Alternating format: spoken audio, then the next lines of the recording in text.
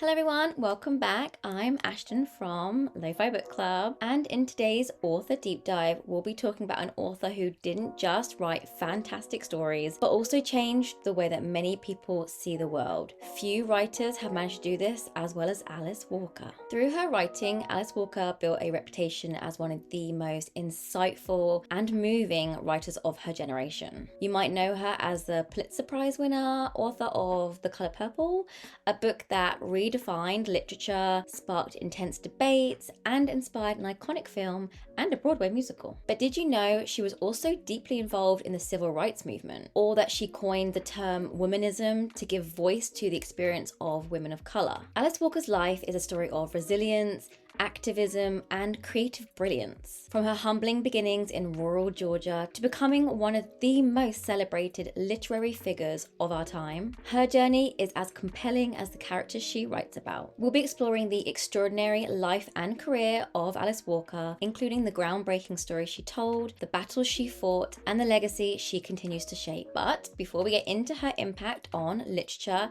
and activism, let's start way back at the beginning, and how a young girl from the segregated South found her voice and used it to change the world. Just a disclaimer before we do carry on with the author deep dive, I just want to add some trigger warnings of abortion, death, drugs, suicide, so please be aware going forward that these themes will come up. On February the 9th, 1944, Alice Malsenia Walker was born in the rural farming town of Eatonton, Georgia. She was the 8th and youngest child of Minnie Tallulah Grant and Willie Lee Walker. Walker's parents were sharecroppers, so I guess like farmers, but they just called them sharecroppers back then, which was common at the time, particularly in American South. And her mother also worked as a seamstress to earn some extra money for the family. Because her mother needed to work to help support the family, that meant that nobody would be home to look after Alice, who her mother described as curious and highly independent, even at such a young age. So Walker actually started school a year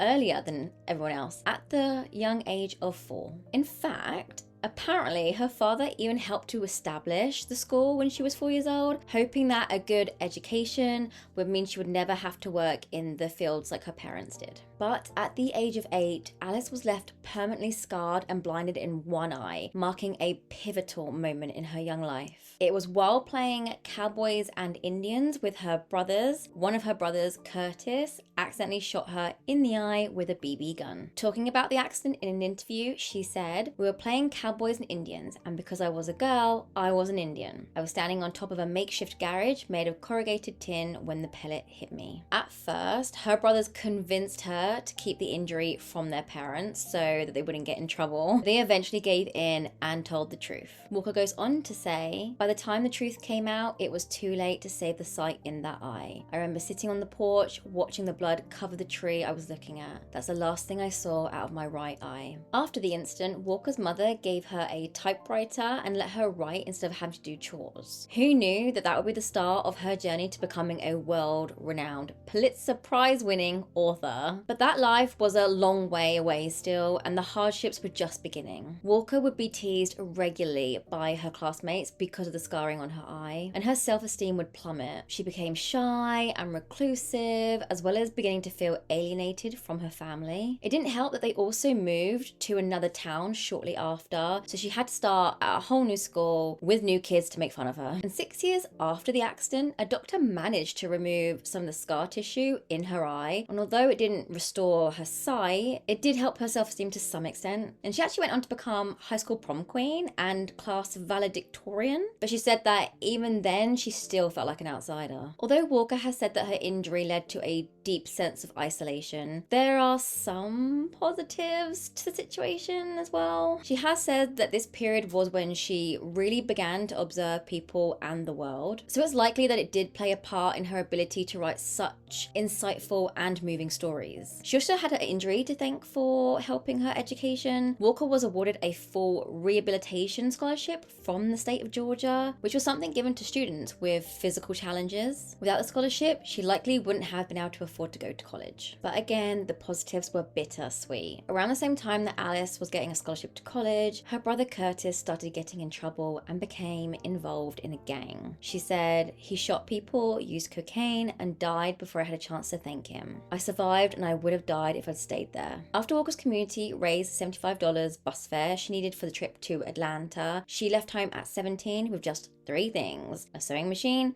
a suitcase, and a typewriter. And in 1961, Walker began attending Spelman College, a historically black college for women in Atlanta. And it was here that Walker's passion for politics would start to change and shape her future. In fact, her journey to the school in Atlanta started to spark her passion for activism. Although bus segregation was banned in 1956 by the US Supreme Court, it continued to be enforced well into the 60s in many areas of the South. But inspired by the protest movement and speeches made by Reverend Martin Luther King, Walker deliberately decided to sit at the front of the bus. Almost immediately, she was confronted after a white woman complained to the bus driver, and so Alice was forced to take a seat in the back. Good on her though. I mean, someone's got to start a revolution, right? Talking about the incident in a later interview, she said, "I had been writing poetry since I was 9. I realized I would never have the luxury of only writing poetry, that I would have to be politically active in order to achieve enough freedom to write it all." It was also while attending Spelman College that Alice Walker would meet Martin Luther King Jr. when he came to school to talk to students. This encounter, along with the experiences growing up in the Jim Crow South, inspired her to take an active part in the civil rights movement during her first time at the school. Then she took part in the 1963 March on Washington with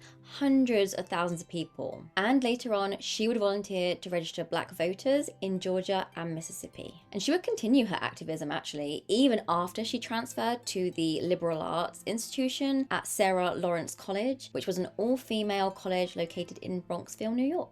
The reasons as to why she left Spelman College aren't 100% clear. It appears to be a mixture of the firing of Howard Zinn, who was a historian and civil rights activist and professor, and the fact that Walker felt the college was too strict and tight-laced and that they didn't provide adequate support to students and staff who were part of the civil rights movement. And this was clearly evident when Professor Zinn was fired in 1963 for his participation in the civil rights movement. Since this movement was close to Walker's heart, and the fact that she and Zinn had a great friendship, this incident played a big part of her leaving the college. So at the start of 1964, Walker enrolled at Sarah Lawrence College on another full scholarship. She has said that she felt more at home at this school, but her time there wasn't without its own struggles. During the summer of 1964, she visited South Africa as part of a study abroad program run by the school. But when Walker returned from the trip, she found out she was pregnant. This was not a happy moment for her. She had just started her senior year at college and she worried that she would disappoint her mother and her father, as well as the community who had helped support her continued education. Ultimately deciding that she was not ready to have a child, Walker decided to get an abortion. But this wouldn't be easy to do. Abortion was still illegal in the United States at the time, so she would either have to travel abroad to get it done or find one of the few doctors who were willing to perform the procedure illegally for a very high price. Alice was understandably distraught when at first she struggled to find a doctor willing to perform the procedure. Walker had struggled with depression and suicidal thoughts throughout her time at college, and these thoughts surfaced again now. She apparently often slept with a razor blade under her pillow during this time and had decided that she would commit suicide if she couldn't get an abortion. Eventually, Walker decided to confide in 3 friends about her situation and her suicidal thoughts. Luckily, one of the friends was able to find a doctor who would terminate the pregnancy for her at £2,000. That was an awful lot of money back then. I think that's the equivalent to like £20,000 or something today. It's crazy. Again, Walker's friends came to the rescue and helped her get the money to go ahead with the procedure. However, after the abortion, Alice slipped into a deep depression. During this time, her only solace was found in writing. In particular, she found that writing poetry really helped her understand what she was feeling at the time. It said that she slipped her finished poetry on sheets of paper underneath the door of her writing professor and mentor, Muriel Rukeyser. Her professor, impressed with Alice's poems, submitted them to her agent at Harcourt Brace Jonovich. As a result, they became the basis of her first published work of poetry, Once, which was published 3 years later when she turned 24 years old. Alice graduated from Sarah Lawrence in 1965, and after graduating, she briefly worked for the New York City Department of Welfare, but later decided to return to the South to take a job working for the Legal Defense Fund of the NAACP in Jackson, Mississippi. It was here that she would meet Melvin Leventhal, a Jewish civil rights lawyer. The two started dating in 1967 and got married in New York City. Speaking about the marriage in the introduction to a collaboration of her journals called Gathering Blossoms Under Fire, she said, "There was a long tradition of white men having black mistresses in the South. That was not going to be my path. So I proposed to Mel and he happily obliged. Apart from our love, it was important politically for us to be legally married." And it was important politically because when they returned to Mississippi after the wedding, they became one of the first legally married interracial couples in the state. Despite the Supreme Court having ruled anti-miscegenation laws unconstitutional in 1967, many states, including Mississippi, didn't repeal their laws against interracial marriage until much later on. So when they got back to Mississippi, the newly married couple faced regular criticism and discrimination, including receiving threats from the Ku Klux Klan. And it would be a few years before Walker returned to writing, but in 1968, she became a writer-in-residence at Jackson State University, and this gave Walker the time and freedom to write more often and work on larger projects. It was during this time that she started writing her first novel, which she finished in November of 1969, just 3 days before she gave birth to her daughter Rebecca. Shortly after, she became a writer-in-residence at Tougaloo College, and it was during her time at Tougaloo College that Walker published her debut novel, The Third Life of Grange Copeland, published in 1970. The novel explores the lives of 3 generations of a black Southern family, and it follows their internal strife and struggle to break free from the exploitative sharecropping system. The novel did receive some critical acclaim, being praised for its realistic and honest depiction of the effects of systemic racism, the cynical nature of trauma, and the oppression of black women, as well as her ability to create complex and flawed characters. But the book also received criticisms from some who objected to how the male African American characters were portrayed, and some found the book's depiction of violence and abuse to be disturbing and difficult to read. Although Walker and many others maintain that it revealed an accurate depiction of life as an African American woman at the time, including the violence and oppression that they had to endure and the strength that they had to have to survive. In 1973, Walker and scholar Charlotte D. Hunt rediscovered the unmarked gravesite in Fort Pierce, Florida, of Zora Neale Hurston, who was an author and anthropologist. They were also the author of the classic novel Their Eyes Were Watching God. Hurston had died in obscurity in 1960, so Walker had the gravesite properly marked. When Walker then became a contributing editor at Miss Magazine, she published In Search of Zora Neale Hurston about the experience, resulting in renewed appreciation of Hurston's work. While at Miss Magazine, Walker worked alongside feminist icon Gloria Steinem, and many believe that her time there helped open doors for many other female African American writers looking for a place to express themselves. Walker then released her second novel, Meridian, in 1976. The novel is about a young black woman in the 1960s who becomes involved in the civil rights movement. Sound familiar? The book explores themes of activism, sacrifice, and the struggle for justice. Some believe the book is partially an exploration of what Walker's life may have been if she'd made different decisions at crucial points in her life, as parts of the main character's story are very similar to Walker's own life. Another 6 years later, in 1982, Walker publishes what has become her best-known work, The Color Purple. The story centers around Sally, an African-American woman in the rural South. It's told in a series of letters initially addressed to God. Sally narrates her harrowing experience of abuse, poverty, and oppression at the hands of her father and later her husband, known as Mr. Over time, Sally's relationships with other women help her find strength, self-worth, and love. The novel explores themes of racism, sexism, resilience, and the power of female solidarity. As Sally grows into a confident, self-reliant woman, she reconnects with her spirituality and finds peace and happiness in her own identity. The Color Purple is often praised for its raw honesty, vivid characters, and powerful depictions of personal and collective transformation, all of which contributed to becoming a New York Times bestseller. The novel was hugely successful, bringing her international acclaim and winning both the National Book Award and the Pulitzer Prize for fiction. She was the first African-American woman ever to win the Pulitzer Prize for fiction. But despite its success, the novel has also been the subject of controversy. The American Library Association included it in its list of top 100 banned and challenged books in the United States from 1990 to 1999. It was 17th, I think, in 1999. The highest it ever got was in 2007 when it ranked as the 6th most banned and challenged book in the US. Commonly cited justifications for banning the book included sexual explicitness, explicit language, violence, and homosexuality. The novel also received criticism from some, again, who didn't like Walker's portrayal of black men, saying that her writing reduces them to stereotypes and portrays black men as brutal and inherently violent. And Walker has always denied these claims and argues that it couldn't be further from the truth. She's previously said, of all the accusations, it was hardest to tolerate the charge that I hated black men. From infancy, I have relied on the fiercely sweet spirits of black men, and this is abundantly clear in my work. But regardless of the controversy, The Color Purple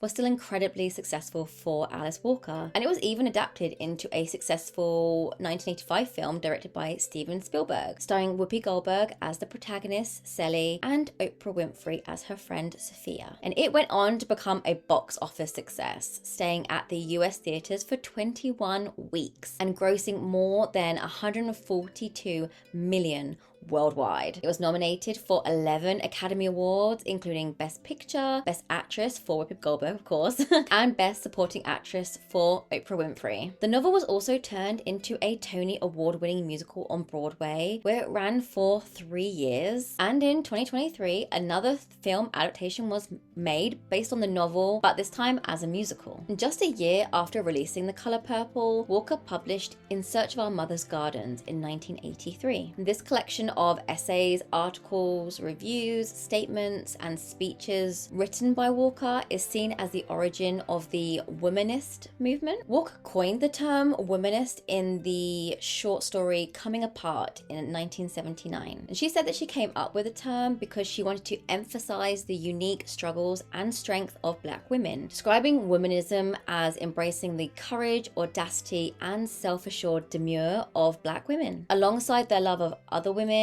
themselves, and all of humanity. Walker's writing and activism has always been driven by a desire to explore some of the most complex issues in US society. Despite perhaps being best known for her exploration of race and class, she is also known for examining the way sexuality and gender affect society in general, as well as the African American community specifically. And this is because these topics are close to Walker's heart. Her own sexuality has often been discussed in the media, particularly when she had a 2-year relationship with singer-songwriter Tracy Chapman in the mid-90s. Walker has been and often still is referred to as bisexual or lesbian in news reports and articles. But she says that she prefers not to label her sexuality. She said, "I'm not lesbian, I'm not bisexual, I'm not straight, I'm curious. If you're really alive, how can you be in one place the whole time? That doesn't work for me." Throughout her life, Alice Walker has been unafraid to be who she is and to talk about the issues she believes in without worrying about offending anyone. And for the most part, this has led to powerful, emotional, and thought-provoking writing, which has inspired many to change the way they view society and themselves. But sometimes this willingness to cause offense if she deems it necessary has got Walker into trouble, perhaps most notably when it comes to her view of Jewish people and her apparent support of anti-Semitic rhetoric. In particular, her support of David Icke, who has been accused of being a conspiracy theorist and a Holocaust denier. And this has led many to accuse Walker of anti-Semitism. In 2012, she appeared on Desert Island Discs and said that one of David Icke's books would be what she would take to a desert island. The book in question promotes the theory that Earth is ruled by Jewish shape-shifting lizard people. The claim of Alice Walker being anti-Semitic got even worse in 2017 when she published a poem on her blog entitled "It is Our Frightful Duty to Study the Talmud." The Talmud is an important text in the Jewish religion, and in her poem,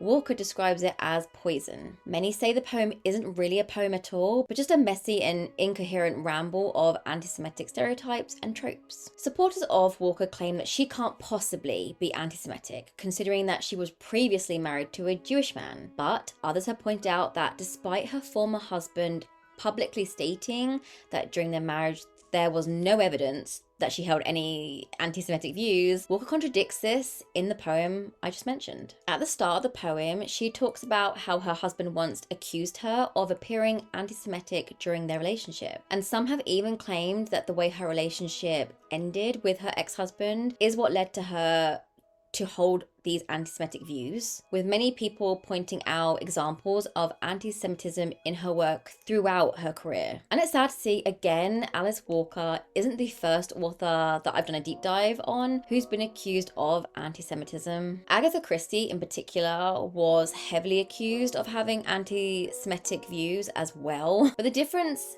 here appears to be that Agatha Christie later changed her views and admitted that the way that she had thought was wrong, whereas Walker doesn't seem to think she's done anything wrong and therefore doesn't think she owes anyone an apology. Walker's gone on to write over 20 books and over 150 poems. She's protested against the Iraq War, South African apartheid, and the practice of female genital mutilations in parts of Africa and the Middle East. Throughout her life, Walker has fought for civil rights in the US and spoken out against atrocities all over the world. She's been widely praised for her contributions to literature, social activism, and her ability to give voice to underrepresented groups. Her work has inspired generations of writers and activists, and that's what her legacy should have been. But to many, her legacy has been tainted by her anti-Semitism, and it's hard to argue against that when she apparently has no remorse for her harmful views.